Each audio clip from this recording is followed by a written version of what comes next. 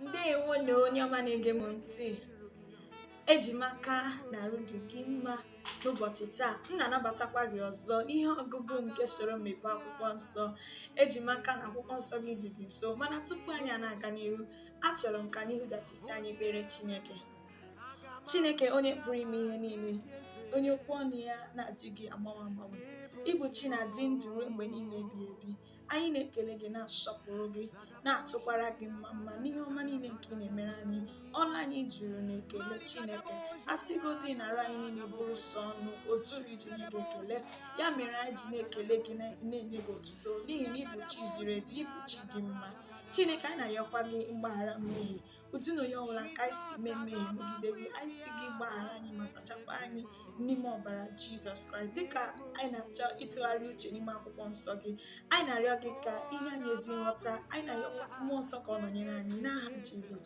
Eji m aka na iso mkpe ekpere anyị ga-eleba anya n'ihe edere n'akwụkwọ Abụọma isi 121 site na nke mbụ wee were ebe ọ kwụsịrị. That's Psalms chapter 121 from verse 1 to the end. M ga-ewere anya ma abụọ ugwu niile. Olee ebe inye aka m ga-esi bịa? Inye aka m na-esi n'aka Jehova bịa, onye mewere eluigwe n'ụwa. Ya ekwela ka ewezụga ụkwụ gị n'ọnọdụ ya. Onye na-edebe gị, ya atụla oru ụra. Lee, ọ dịghị atụ oru ụra, ọ dịghị arara ụkwụ ụra, bụ onye na-edebe Izrel. Jehova bụ onye na-edebe gị. Jehova bụ ndo gị n'aka nri gị. Anyanwụ agaghị etigbu gị n'ehihie, ọnwa agaghị etigbukwa gị n'abalị. Jehova ga-edebe gị ka ihe ọjọọ ọbụla ghara ịdakwasị gị. Ọ ga-edebe mkpụrụ obi gị.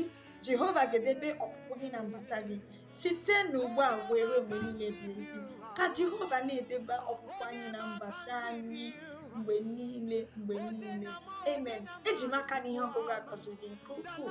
Echezokwala ịsọbskraịbụ ma kpọkwa ndị enyi gị niile, ndị ikwu ibe gị niile na ndị enyi gị niile ka ha soro gị wee na-ekiri ihe ọgụgụ a dịka ị na-agbaso ozi ọma nke Chineke. Chineke nọnyere gị ma gọzikwa gị n'aha Jizọs. Amen.